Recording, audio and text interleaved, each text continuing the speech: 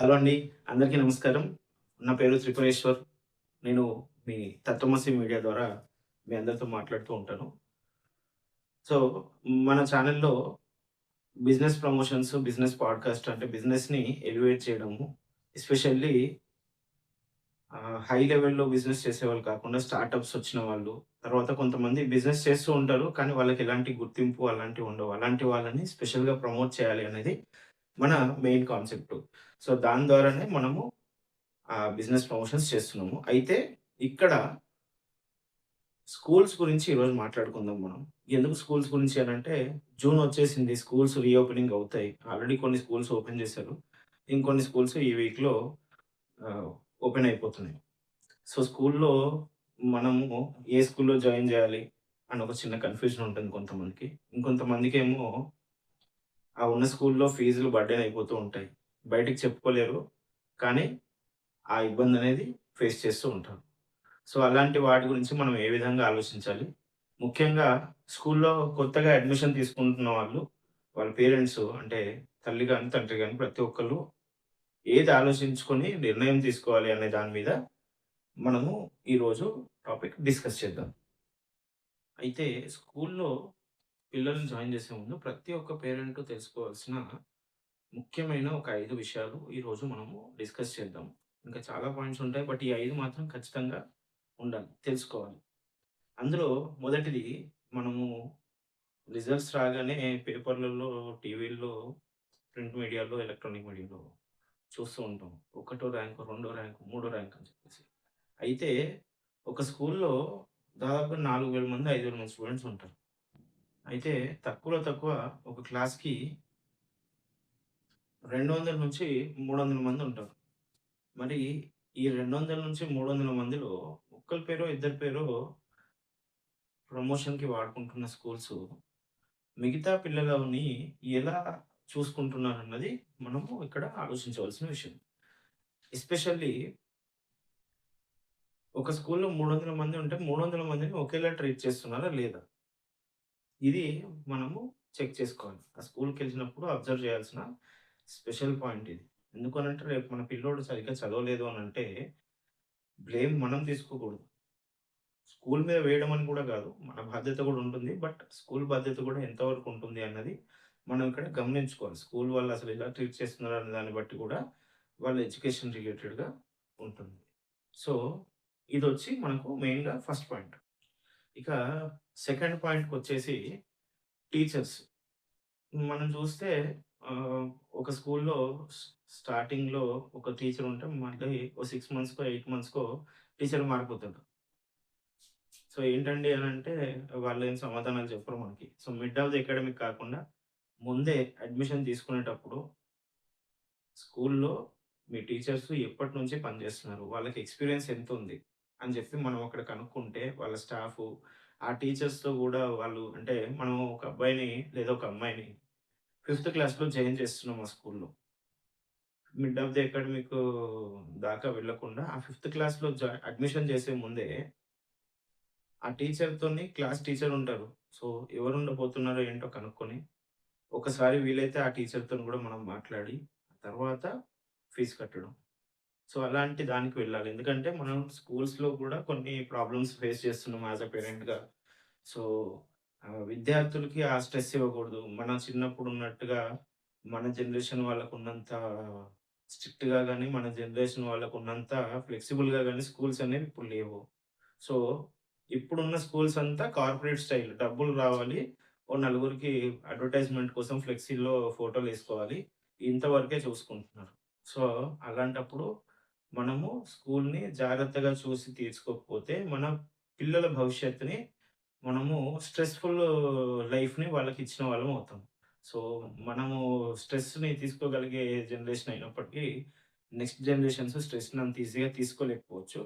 So, దాన్ని దృష్టిలో పెట్టుకొని, ఈ టీచర్స్ విషయంలో గానియండి, స్కూల్ విషయంలో గానియండి, కొంచెం జాగ్రత్తగా చూసుకొని, మనం అడ్మిషన్ తీసే ముందే డిసైడ్ చేసుకోవడం చాలా మంచిది. ఇక third and most important point. మనకు తెలుసు మనము ఒక ఎంప్లాయీ వచ్చి ఆల్రెడీ 2 గంటలు మినిమమ్ ట్రావెలింగ్ చేస్తున్నారు. యావరేజ్‌గా రోజుకు 2 గంటలు ఒక పర్సను ట్రావెల్ చేస్తున్నాడు. జాబ్ చేసే పర్సన్. వర్క్ ఫ్రమ్ హోమ్ గురించి కాదు ఇక్కడ. ఆఫీస్‌కెళ్ళే వాళ్ళ గురించి మాట్లాడుకుంటే. సో, 2 గంటలు మనం ట్రావెల్ చేస్తున్నప్పుడు మన రోజులో ఆ 2 గంటల్లో మనం ఎంత ఫేస్ చేస్తున్నామో ఆహ్, స్ట్రెస్ కావచ్చు, హెల్త్ ఇష్యూస్ కావచ్చు, ఏదైనా కూడా సేమ్ పిల్లలకు కూడా అదే అప్లికేబుల్ అవుతది. సో, దీన్ని దృష్టిలో పెట్టుకొని మన స్కూలు ఏదైతే ఉంటుందో, ఇంటి నుంచి ఒక 5, 6 కిలోమీటర్ల కంటే ఎక్కువ దూరం ఉండకుండా చూసుకోవడం వల్ల, పిల్లలకి తొందరగా వెళ్ళి, తొందరగా రావడానికి ఈజీగా ఉంటుంది. దాని ద్వారా వాళ్ళు ఇంట్లో మనతో టైమ్ స్పెండ్ చేయడానికి కూడా ఉంటుంది. అలాగే వీధిలో పిల్లలతో ఆడుకోవడానికి ఉంటుంది. స్కూల్ చైల్డ్‌హుడ్ లైఫ్ అంటే ఓన్లీ స్కూల్‌కెళ్ళడం, చదువుకోవడం, వచ్చి పడుకోవడం కాదు గదా! మనమంటే అలవాటయిపోయాం కాబట్టి పొద్దున్న లేసామా, రెడీ అయ్యేసామా, పరిగెత్తి ఆఫీస్‌కెళ్ళిపోయామా, సాయంత్రం ట్రాఫిక్‌లో ఇంటికొచ్చామా, తినేసి పడుకున్నామా, ఇలా కాకుండా వాళ్ళకి హోంవర్క్స్ ఉంటాయి, అసైన్‌మెంట్స్ ఉంటాయి, ఎగ్జామ్స్ ఉంటాయి, చదువుకోవాలి. పిల్లలతో ఆడుకునే టైం గూడా కావాలి. సో, మనతో కూడా టైమ్ స్పెండ్ జేయాలి. ఎందుకంటే వాళ్ళు మార్నింగ్ టు ఈవినింగ్ స్కూల్‌లో ఏం జరిగిందో చర్చించడానికి, డిస్కస్ చేయడానికి ఎవరు ఉండరు. మనమే మన పిల్లలకి ఒక ఫ్రెండ్‌లాగా వాళ్ళ దగ్గర డీటెయిల్స్ తెలుసుకోవాలి. సో, దీన్ని దృష్టిలో పెట్టుకొని 5, 6 కిలోమీటర్ల కంటే ఎక్కువ దూరం లేకుండా స్కూలు చూసుకుంటే, దాని ద్వారా త్వరగా వెళ్ళడానికి, త్వరగా రావడానికి ఈజీగుంటుంది. మార్నింగ్ ఇంట్లో ఆహ్, బ్రేక్‌ఫాస్ట్ ఎవరైతే రెడీ చేస్తారో వాళ్ళకి కూడా ఇది కొంచెం ఈజీ అవుతది. ఎందుకనంటే 7:00కే స్కూల్ బస్ ఇంటి ముందుకొచ్చిందంటే బ్రేక్‌ఫాస్ట్ ఎప్పుడు రెడీ చేస్తారు? వాళ్ళకెప్పుడు తినిపిస్తారు? సో, దాన్ని దృష్టిలో పెట్టుకొని మనము కొంచెం చూసుకొని జాగ్రత్తగా చూసుకోవాలిది. పాయింట్ నంబర్ 4 ఏంటి అనంటే, ఇది మనం ఇంట్లో చేసేది. ఇప్పుడు ఇన్ని రోజులు హాలిడేసు ఇంటి దగ్గర బాగా ఆడుకున్నారు. రాత్రి లేట్‌గా పడుకున్నారు. మనం గూడా కొంచెం లీనియన్స్ తీసుకొని వదిలేసాము. వాళ్ళు గూడా ఫుల్‌గా ఎంజాయ్ చేస్తూ వచ్చారు. సో, మార్నింగ్ నిద్ర లేవడం అనేది వాళ్ళకి అలవాటు చేయాలి మళ్ళీ. ఎందుకంటే 7:00కో, 7:30కో, 8:00కో స్కూల్ బస్ వస్తది. ఈలోపు మనం వాళ్ళని రెడీ చేయాలి అనంటే అట్‌లీస్ట్ ఎర్లీ మార్నింగ్ లేవడం అనేది ఒక హాఫ్ అన్ అవర్ బిఫోర్ ఆహ్, రెడీ అయ్యేలాగా బ్రేక్‌ఫాస్ట్ చేయడానికి కూడా వీలుండేలాగా చూసుకోవాలి.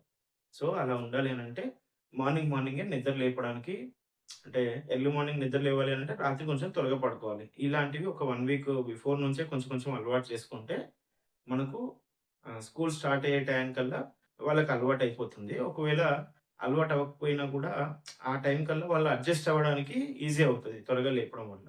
సో, ఒకటో రెండో రోజులు మనము మార్నింగ్ త్వరగా లేపినా నైటు త్వరగా పడుకునే అలవాటు ఉంటది కాబట్టి తొందరగా పడుకుంటారు. ఇంకా ఫిఫ్త్ పాయింట్ ఇదేందంటే హిడెన్ చార్జెస్ ఉంటాయి స్కూల్స్‌లో. మనకు స్టార్టింగ్‌లో ఏంటంటే అడ్మిషన్ ఫీజు, రిజిస్ట్రేషన్ ఫీజని, ఆ తర్వాత ట్యూషన్ ఫీజని, యూనిఫార్మ్స్ అని, తర్వాత బుక్స్ అని ఇలా ఉంటూ మధ్యలో సడెన్‌గా ఒక ఈవెంట్ ఉంటది. ఆ ఈవెంట్‌కి ఓ 300, 400 పట్టుకొని రండి అంటారు. అలాంటి ఈవెంట్స్ తర్వాత స్పోర్ట్స్ అంటారు. దానికో రూ. 1000 అంటారు. అంటే ఇది నేను చెప్పేది బేసిక్ మినిమమ్ ఇంతగా డిమాండ్ ఉంటుందన్నట్టు. సో, అలాంటివేమన్నా ఉంటాయా? ఏంటి? అసలు స్టార్టింగ్‌లోనే ఇవన్నీ మనము ముందే కనుక్కోవడం వల్ల మనం దానికి ప్రిపేర్ అయ్యి ఉండొచ్చు. స్కూల్‌ని తప్పు పట్టడానికి లేదు. ఎందుకంటే వాళ్ళు కండక్ట్ చేయాలంటే వాళ్ళకి కూడా డబ్బులు కావాలి కదా! సో, మనమే ముందు కనుక్కుంటే అలాంటివి ఏమేమి ఉంటాయి, ఎన్ని ఉంటాయంటే మనం ముందు ప్రిపేర్ అయ్యి ఉండొచ్చు. ఎందుకంటే ఈ హడావిడి లైఫ్‌లో ప్రతి ఒక్కళ్ళకి ఈఎంఐలు తర్వాత క్రెడిట్ కార్డ్ బిల్స్ కట్టుకోవడానికే టైం సరిపోతుంది. ఈ టైంలో మళ్ళీ స్కూల్ అనేది ఇంకొక సడెన్‌గా ఒకటొచ్చిందనంటే ఏదన్నా ఆహ్, ఆ మంత్‌లో ఏదన్నా ఇబ్బందని ఏదన్నా వచ్చింది అనంటే అప్పుడు ఈ స్కూల్‌లు కూడా మనకు చిన్న చిన్నవి కూడా స్ట్రెస్ లాగా అనిపిస్తాయి. సో, అందుకని చెప్పి ఆ బడ్జెట్ కూడా ముందే ఎస్టిమేషన్ లాగా పెట్టుకొని ఉండడానికి రెడీగా ఉంటుంది మనకు. సో, నెక్స్ట్ మంత్ ఈ ఈవెంట్ ఉండబోతుంది అని మనకు ముందే తెలుస్తది కాబట్టి, మనం పెట్టుకోవడానికి రెడీగా ఉంటది. ఇంకా ఈ పాయింట్ 5 పాయింట్లని చెప్పాం కదా! 5 అయిపోయింది. ఇది ఆరో పాయింటు ఆహ్, నేను స్పెసిఫిక్‌గా చెప్పాలనుకుంటున్న పాయింట్ ఇది ఏంటి అంటే, మనము గత 5, 10 ఏళ్లుగా చూస్తున్నాము. 15 ఏళ్లుగా కూడా చూస్తున్నాము. ఈవెన్ 20 ఏళ్ల క్రితం గూడా ఇలాంటివి జరిగాయి. అప్పుడు సోషల్ మీడియా లేకపోవడము, మీడియా వాళ్ళు కవరేజ్ ఇవ్వకపోవడం వల్ల ఎక్కువగా ప్రాచుర్యంలోకొచ్చేది కాదు. మేము అయ్యప్ప స్వామి దీక్ష తీసుకున్న వాళ్ళకి మాల తీసేపిచ్చి స్కూల్లోకి తీసుకురావడము. హనుమాన్ దీక్ష తీసుకున్న వాళ్ళకి మాల తీసేపిచ్చి స్కూల్లోకి తీసుకురావడం. స్కూల్‌తోని ఇబ్బందులు ఫేస్ చేయడం. అలాంటివి జరుగుతున్నప్పుడు అట్‌లీస్ట్ నెక్స్ట్ ఇయర్ అన్నా ఎందుకు అక్కడ టీసీ తీసుకొని మనమంతా వేరే స్కూల్‌లో జాయిన్ అవ్వట్లేదు?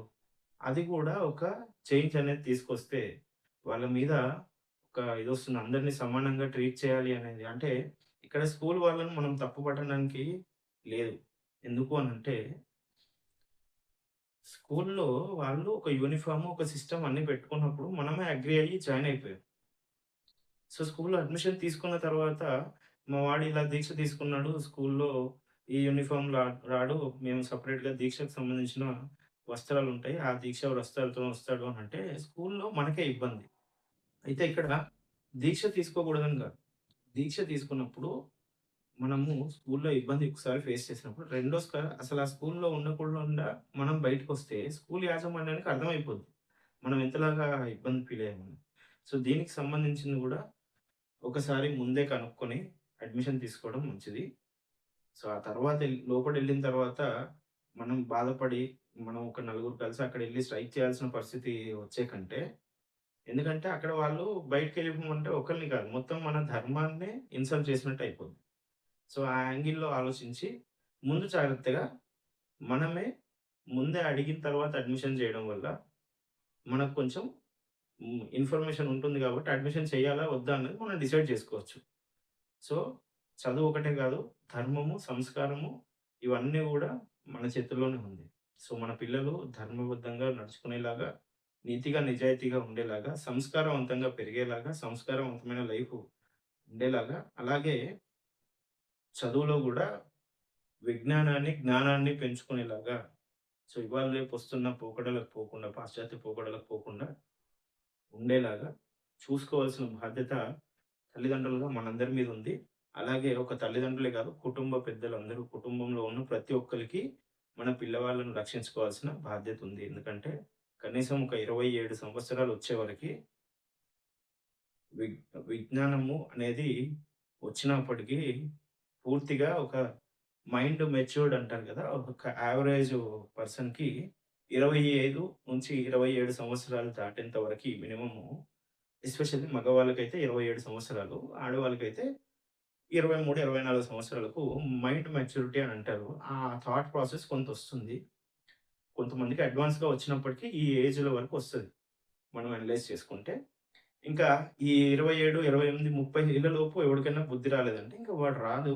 సో, అలాంటి వాళ్ళని వదిలేసి మనం ముందుకెళ్ళిపోవచ్చు. ఇంక అలాంటి వాళ్ళని మనం చేంజ్ చేయలేము. సో, ఒక్కసారి ఆలోచించి మంచి నిర్ణయాలు తీసుకోండి.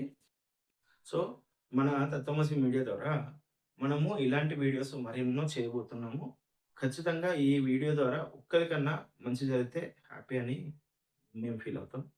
సో, ఈ వీడియోని వీలైనంత మంది కొత్తగా అకాడమిక్‌లో జాయిన్ అవ్వబోయే వాళ్ళకి, అలాగే ఇందాక నేను చెప్పిన ఇష్యూస్ ఏదైనా ఫేస్ చేసిన వాళ్ళు ఎవరైనా ఉంటే వాళ్ళకి షేర్ చేయడం ద్వారా వాళ్ళకొక ఆలోచనని కలిగించే ప్రయత్నం చేద్దాం మనము.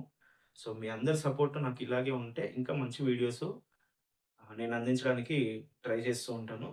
మీకు ఎస్పెషల్లీ ఏదైనా టాపిక్ మీద వీడియో కావాలి అనంటే, ఆ టాపిక్స్ రిలేటెడ్‌గా మీరు కమెంట్‌లో మెన్షన్ చేసినట్టయితే, మీ ముందుకు ఆ టాపిక్‌కి సంబంధించిన ఒక విశ్లేషణ త్వరలో తీసుకొనొస్తాం. వీలైనంత తొందరలో మీ కామెంట్ పెట్టినప్పటి నుంచి మాక్సిమం 15 డేస్ లోపు తీసుకురావడానికి ట్రై చేస్తాను. ఆ టాపిక్ నుంచి. ఒకవేళ నేను అందులో ఎక్స్‌పర్ట్ కాకపోతే వీలైతే ఆ ఎక్స్‌పర్ట్‌ని తీసుకొచ్చి కూర్చోబెట్టి మాట్లాడించడానికి కూడా ట్రై చేస్తూ ఉంటాను. So, thank you everyone. Please stay tune. ఇది వీలైనంత ఎక్కువ మందికి షేర్ అయ్యేలాగా చూడండి.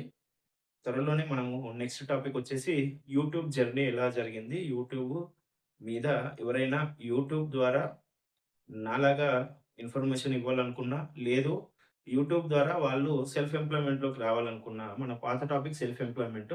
సో, యూట్యూబ్ ద్వారా కానీ, డిజిటల్ మార్కెటింగ్ ద్వారా కానీ ఇన్‌ఫ్లుయెన్సర్‌గా అవ్వాలి అనంటే ఏం చేయాలి అనేది నెక్స్ట్ టాపిక్‌లో మనము మాట్లాడదాము. సో, నెక్స్ట్ టాపిక్ దానికి సంబంధించి ఉంటుంది. ఆ తర్వాత ఎంఎల్ఎం రిలేటెడ్‌గా ఒక టాపిక్ ఉంటుంది. So, please stay tune. So, అలాగే మీ అందరికి కావాల్సిన ఇన్ఫర్మేషన్‌ని మీకు ఎప్పటికీ చేరవేస్తూ ఉంటామని మరొకసారి చెప్తూ అందరికీ ధన్యవాదాలు. Please stay tune. జై హింద్.